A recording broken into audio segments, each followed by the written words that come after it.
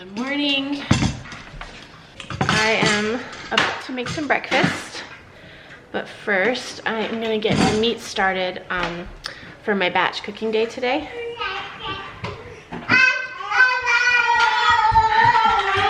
I only have one Instant Pot, so I'm gonna go ahead and start the chicken because I need to cook 2 chickens. And I'm gonna get the crock pot out, though I'm not gonna start that just yet. So we're gonna get started, and I'm gonna make some sourdough Big Dutch Baby. I'm trying to learn the world of sourdough. I've never done sourdough before, but a friend brought me some sourdough starter as a housewarming present, and it's been bubbling up the last few days. This is what I'm gonna use to start my next load. My goal today is to make beef stew, chicken noodle soup, but I'm not gonna put the noodles in yet. I'll just bring those for the person, and then broccoli soup. Though it occurred to me that broccoli soup may not taste well frozen and then thawed. So I'm gonna look that up really quick, and if it doesn't, I'll do a vegetable soup or something. A lot to do this morning. We're starting back to school after taking a week off to move. Plus I'm gonna get started on this food. Now in the last video I told you about the giblets that would a lot of times come inside of a whole chicken. But this has got, see, here's the neck and the heart. So that will make some really great broth. You could eat just that, you could just cook that up and eat it. But I'm actually gonna throw it in the broth. This is gonna be the chicken for the chicken noodle soup, and I usually use about half a chicken per meal for chicken noodle soup, so I'm making 4 meals, so we'll be cooking 2 chickens, and we'll have a lot of broth. I may not have to use any of my store-bought broth today. I filled my Instant Pot with water up to the max amount because while I'm cooking this chicken, I also want to make the broth. Hi, babies. I'm gonna go ahead and add some herbs and salt. Good morning. I'm about to make breakfast. I'm just getting this chicken started. I'd say a teaspoon of pepper. I'm just making this up, y'all. I don't usually measure. I just feel it with my soul. Some onion. Some garlic powder. Now this chicken is not frozen. It is thawed. And so I'm gonna cook it for an hour and a half. That'll definitely cook the chicken. It'll also make a nice broth for our soup. Okay, my Instant Pot is on and ready. The whole thing? The whole stick. The whole stick. The whole stick. Little plastic. Yeah, make sure the wrapper comes all the way out. Okay. Then what we do is we're gonna wanna melt this in the oven and it gets nice and hot. Actually, you know what? Let's do the eggs first. Can you, Eggshell. oh wait, hold on, we'll get it in a second. Can you start cracking eggs? Well, I'll get a fork to get eggshells out. I already got it. See if mommy can do it with 2 hands. Can I do it? Did I get the eggshell in? I see a little bit. I think I got a little tiny bit in. Oh, whoa. That's not a good game. Oh. We have baby anarchy over here. Hey Mom, look, it's a mom cow having a baby. Is that what it looks like? That is what it looks like. You are so smart. I'm gonna take your thumb. You silly goose. You silly goose. These eggs are gonna beat it up. Can you say good morning? Oh, washing me whole. You got the laundry out of the laundry room. You helping? Are you helping? Watch. Add every bit. Sour. Turn it upside down. So you're asking what is sourdough? It's when you take flour and water. And sour? And sour, well, it's called yeast. So it's a special kind of yeast. It's not just any yeast. And it ferments. You know what fermenting is? Remember how mommy and daddy used to ferment a bunch of stuff? Do you remember how we used to ferment a bunch of stuff? What's ferment? Remember when we would put food in jars and cover it with water and put salt in it, we make dilly beans? That's fermenting. So you ferment the flour and then it makes your body able to use the nutrition in the flour better. You wanna go get ready for the day? Okay, now that breakfast is made, it is time to get ready for the day, and then I'm gonna prep the stew, and then by then breakfast will be ready. Breakfast is ready. Just went into one of my deep freezers to get the stew meat out, and there wasn't any. I'm gonna look again without the babies and they're with me, but we only butchered that steer a few months ago and we've not eaten stew one time. So I don't know where the stew meat would be, but I think I can just cut up a roast. Oh, did you see it? This definitely has a way different look. Usually Big Dutch Baby puffs up on the sides. Some people call it walls of Jericho because of that. So this is kind of different. And the texture is different. We may not like sourdough Big Dutch Baby. We'll find out. What do you think?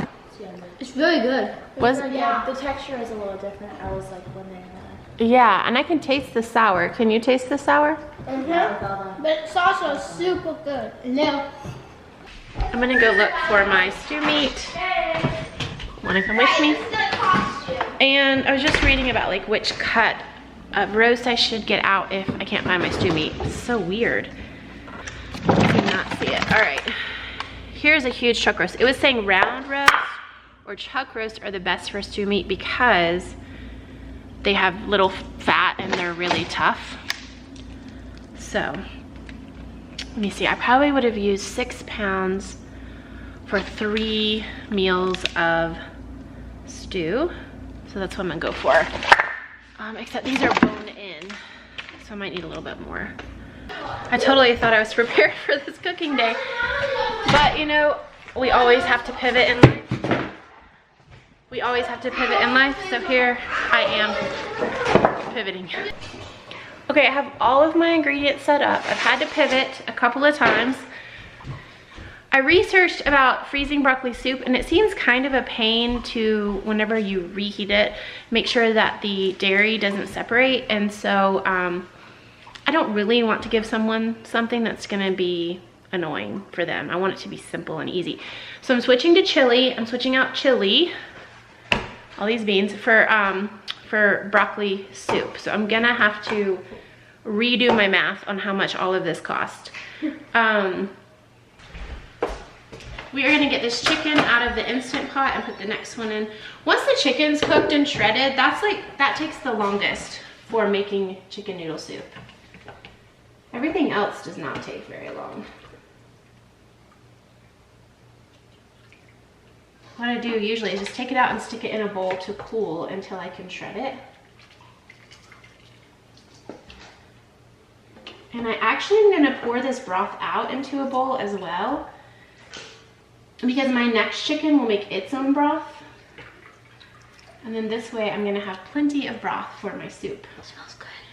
I know, it smells amazing. There's a chicken heart. Yeah, chicken heart and liver. Can I try that? And yeah, you can eat it. It's gonna be hot right now. Yeah, probably. I lost the boys, so I'm gonna try it too. I've lost my sieve, so I'm just gonna use a strainer for this.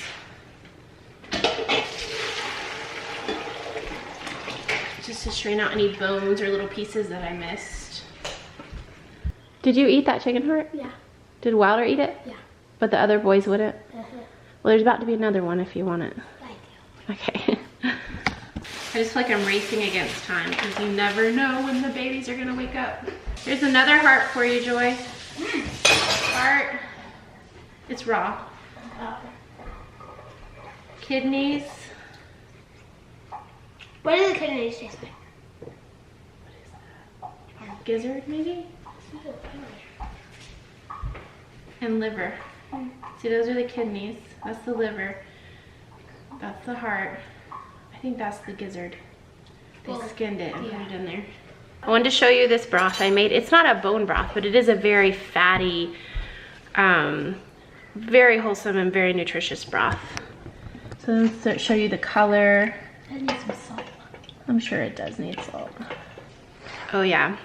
you can just taste how rich and soothing that would be. What's really cool is once I shred this chicken, I can actually go back and do another round with the bones. It won't be as gelatinous as like bone broth, but it will still be a really good soup base.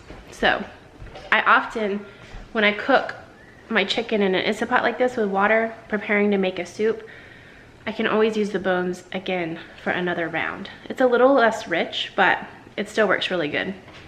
All right, so I have a sharp knife. I'm just assuming that there's the bone. It's kind of frozen. I think being frozen would actually make it easier, just not totally. Yeah, look, it's just coming right off the bone. It may need to be a little bit tiny more thawed. I'm using a Mora knife. These are my kids' knives, but I know they were recently sharpened really well. Is that one yours? And so that's why I went ahead and used these, because I know my kitchen knives are not that sharp. Is why. This is that silver skin. Maybe if you got that sharpen all your That'd be a great birthday present. Okay, so do you see this? This is called silver skin. It's this really tough lining on meat. Now this cow, steer, was, usually you can, if you get a little piece of it, you can just rip the rest off. This was a grass-fed steer, and so he was not very fatty. And he's also Holstein, so he was not fatty. He just was not a fat steer. We're still really happy with him, but I can definitely tell the difference in flavor and texture. It does still taste good, but a lot of times I have to add fat when I cook with this particular steer. It's kind of interesting. When you're not like becoming an expert at raising beef, you're just kind of raising whatever your milk cow gives you. You kind of learn how to cook all different kinds of beef. And I would say this beef kind of tastes almost like wild meat. Not venison necessarily, but it just kind of has a wild flavor. That was pretty good, look at that. Look at that. Obviously I can get more down here, but that was a nice cut. I don't really care what size, as long as you know they're not too big. So bite size, how about that? Mouth size. So we're just gonna do some nice cubes here. Babies are back. Yeah. Babies are back. Thankfully I got all that meat done. So now I can just throw the veggies in here. That should be very easy. And get that started. I'm gonna make these bottles real quick. I know, I gotta go.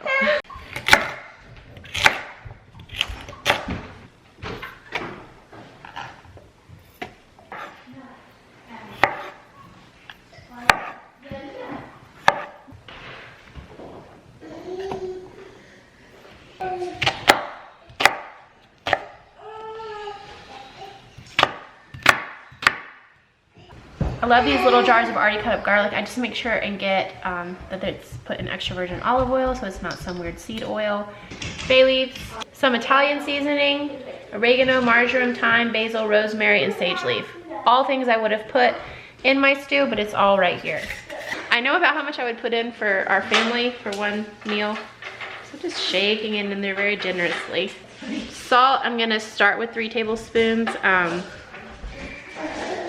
We'll see if it needs more. I'm about to add broth that has salt in it too. And then pepper last. Got my bone broth here from Aldi. I'm gonna add it here, just pour it over. All right, that's locked and loaded. Let me see, I'm gonna put it on high. I kind of wanted it to cook all day, but I need to have time to cool it down and freeze it tonight, so we're just gonna put it on high. Because I am about 2 hours behind what my goal was to get that going. But as you probably know, I've had a million interruptions. Don't think that it's been smooth as butter this whole time. I've changed a million diapers, I've given people food, I've consoled crying children, I've settled disputes and fights. You know, there's been a lot going on. So, oh, Royal's coming out of his high chair. Can you get him down, Gracie? Grace is sitting right beside him. Okay, now I'm gonna start on the chili because there's a lot of like browning to do. And the other chicken's not quite done yet, so we'll just go ahead and get the chili going so that it can simmer all day and get nice and tasty. The longer you simmer chili, the better it's gonna be. To me, chili, spaghetti sauce, tomato-based things are always better the next day. The chili I make is a pretty simple chili. There are a few things I do that may be different than what other people do, like in how I flavor it. But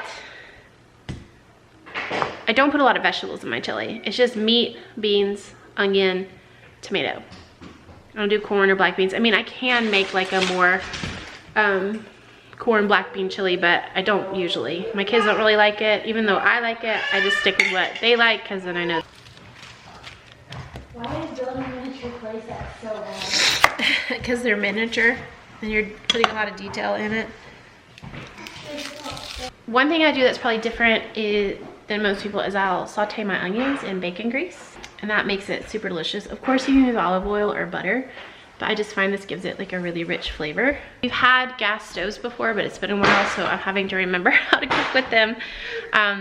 They just cook so hot, which is good until you just want something to low simmer, and I don't feel like they ever achieve that. Now, a lot of people store bacon grease on their counters, which if you're gonna use it quickly, that's fine, but it does go rancid pretty easily. So you wanna keep a lid on it, you wanna keep that lid tight. And I keep mine in the fridge because it just makes it go rancid less quickly. What's that, girl? Can I have that plug? Can I have that? Can you put it right there? Right there. Right there. Can you put it there? I will cook those until they're translucent. I don't think there's a better smell on earth than onions cooking in bacon grease. It's time to add the garlic. I add the garlic towards the end of when the onions are cooking so that it doesn't burn.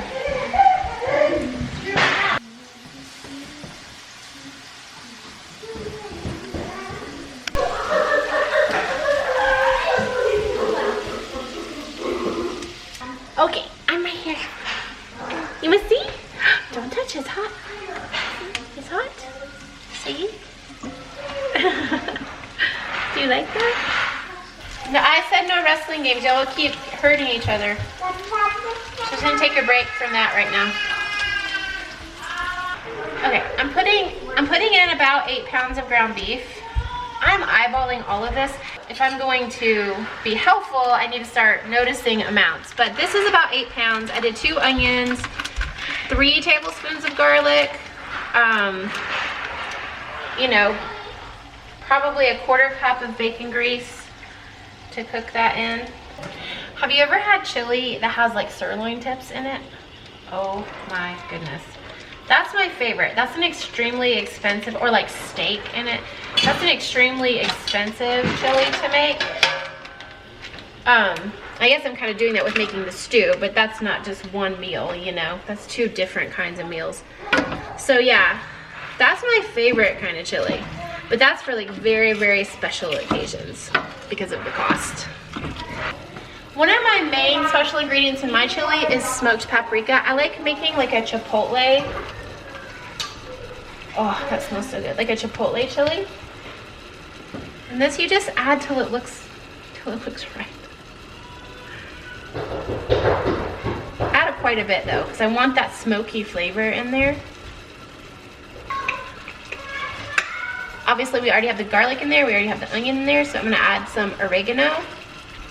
One of my favorite things to add is chipotle and adobe sauce, and I actually really like it when I can just get the adobe sauce because, you know, chipotle can be pretty spicy. It's a very mild spicy flavor, but children tend to be pretty sensitive to it.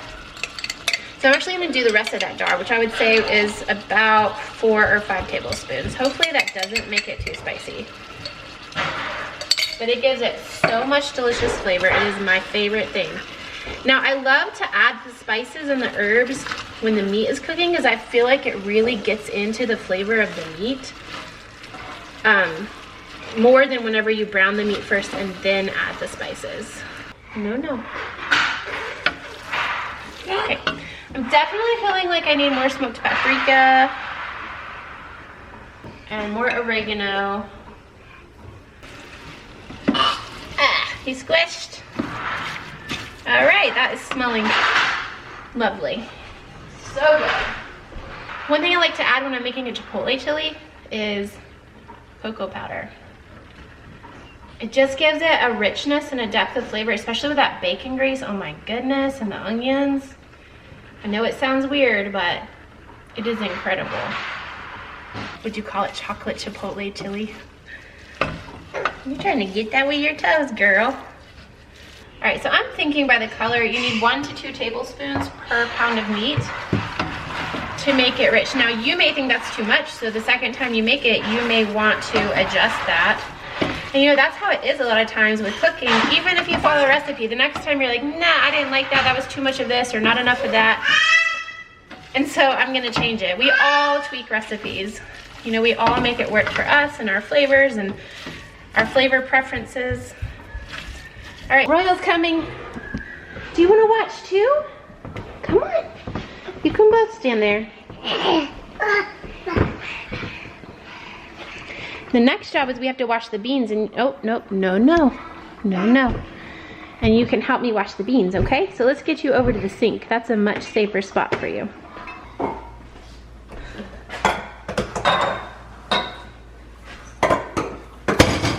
That's one way to do it.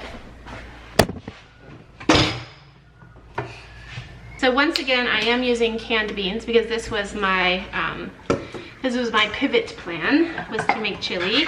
I wasn't originally going to. Oh, are you gonna eat that? That's okay, you can eat that. I mean, it doesn't look very appetizing, but it's just bread. I'm gonna let you help wash them. So I don't know if everyone does this or not, but I wash my canned beans. I rinse them. I feel like growing up, my mom just poured the whole can in the chili. So I'm interested, what do you guys do with your canned beans? Can we spray your hands? Spray, spray, spray. Spray, spray, spray. Spray the beans. Spray your hands. Spray your hands, you little cuties. Okay, one more time. Spray your hands. That was 12 cans of beans. I think I'm actually gonna add 3 or 4 more. I'm gonna eyeball it once it's in the pot and see, but I just guessed at 12 cans being enough. And so once I add the beans on. Who are you talking to? Are you eating them, Royal? Do you like beans? Lulu, get down from the arm of the chair. Thank you. Excuse me. Here, take one more. And then I'm gonna put this in the pot. Oh yeah. I feel like the 12 cans of beans was enough. I always add more later if I need to. So now I'm just gonna add some crushed and diced tomatoes. So I'm gonna do 3 of these. I would usually do 1 if I was making this for my family. So hopefully 3 is enough. I don't do this with everything that has tomato in it, but for some reason with chili, the acidity of the tomato really bothers me. So I'll add about a tablespoon of sugar per meal. So I'm gonna add 3. I find that even just the smallest amount of sugar will cut that acidity and just make the flavor a little more smooth. You don't have to add it, it'll still taste really good, and the acidity may not even bother you. You may like it even. So this is looking absolutely perfect, exactly the way I would expect it to look, with 3 cans of tomatoes. I just see a nice mixture of beans, onions, meat, and then I just see the tomatoes mixed in there just perfectly, and whenever I push it back, I see the juice rising up. As that cooks, it'll create more juice, so it won't be quite such a dry chili. It'll be perfect, actually. I'm gonna take a break now. That's just gonna sit and simmer. I think I'll really quick pull this chicken out of here and let it cool so I can shred it. But we all need to eat lunch. I need to do some cleanup. I need to kind of like bring the kids in, start them on school. Because I'm definitely at a place now where I can multitask. I can do school and do this. Just took all of my concentration for the last few hours. And now everything's kind of at a point where it doesn't need like focused concentration. So I try to think ahead like that, like, okay, which parts of the project need me to not be interrupted. Well, interruptions are always gonna happen, but school takes my concentration as well. And so I can't really have two kind of projects going on that need my concentration. Nothing really ever gets my full attention. So it's not that, but it needs as much of my attention as possible. School does. So we're at a point now, we're gonna eat lunch and then we're gonna do school. And that's really one of the beauties of homeschooling, is that we can do it whenever we want. We could do it tonight after dinner if we wanted to. Grace told me she built the baby a fort out of pillows outside, and I wanna see it because they've been really happy for the last 20 minutes. You haven't needed me. You've been happy.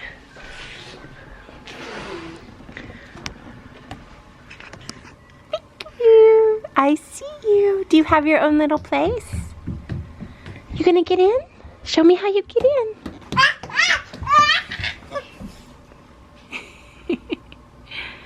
Very sweet. Okay, I think I'm in a place where I can work on this again. Enough people are content and happy. So I'm just gonna shred this chicken. It pretty much falls apart. You don't really do much. And then as I find bones, just throw them in the Instant Pot there, because I'm gonna do another round of broth. Even the skin I'll put in with this next round. Say hello.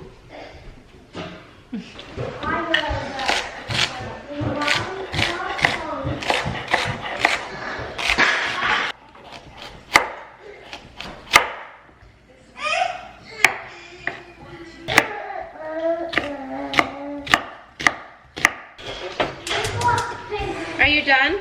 Yeah. Okay, you can go out and play. Can you put your headphones and your computer away? Actually, I'll do it since you don't know where they go yet.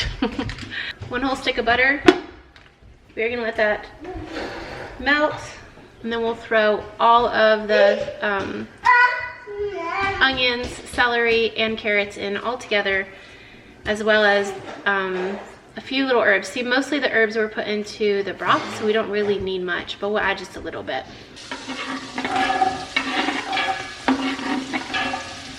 I add all the veggies in together. I saute them all together because I just want everything to soften real good. The onions will finish cooking in the broth, which is good because you want some of that flavor in that broth. And then I'm gonna go ahead and add some salt to the veggies. Just a little bit of celery seed. You don't want to overdo it. We've already added it to the broth. When you add the herbs during the sauteing time, it releases those flavors into the fat and into the veggies and just brings more flavor faster. What's cool about chicken noodle soup is that it's not like one of those things that needs to like simmer all day. We already did that when we Instant Potted the chicken and made the broth. That's kind of like what we were doing. It'd be like if we had thrown a chicken in a pot of boiling water and let it simmer all day, except we did it in an hour and a half.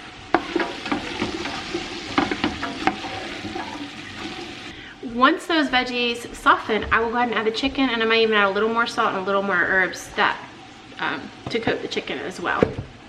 My vegetables are soft. I'm gonna add the chicken. So I'm using all the broth that I made today while cooking my chicken. Ooh, that looks pretty. I saw a bunch of gelatin just go in. All those herbs going in. And honestly, it's close. It's close to enough. But if we weren't adding noodles, then it would definitely be enough broth because we wouldn't want to make this too thin. Okay, all of our food is made. Now it's just cooking or simmering or sitting. And I'm just gonna tackle the kitchen. So I have a nice clean kitchen. And of course we're gonna eat one of these for dinner. I'm not gonna make dinner on top of everything. I think we'll probably eat the stew. I'm just starting to bag everything up. I have the chili bagged. The stew turned out beautifully. You know, it doesn't always look super appetizing, but it definitely is. And then over here we have our chicken soup, which I just feel like that broth looks so pretty. I love the color of it. And I love the vegetable to chicken ratio. I'm gonna go ahead and take these and stick these in the freezer outside. I will show you one trick I use whenever freezing things. First of all, I don't fill the bags too full so that I can lay them flat. It just takes up less room that way. But second of all, if you spread your stuff out, it'll freeze faster. And it's also supposed to be like safer so that it freezes quickly all the way through. So instead of putting them all and stacking them all up on each other because they're not frozen yet, I spread them out flat. Here's one, here's one, here's one, and then there's one down there. Okay, the beef stew is done. I have it packaged. You know, you could also do this raw and just throw it in bags as like a crock pot meal. But I wanted to make this as simple as possible. And I'm hoping that it already been cooked will make that simple for the receivers.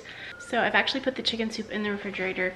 It is not cool enough to put in freezer bags. And I have other work I need to do. So we're gonna see if we can get that to cool down faster. If it's still not cool when I need to go to sleep, then I'll just bag it up tomorrow. No big deal. Good night, little kitchen. Big kitchen, I mean.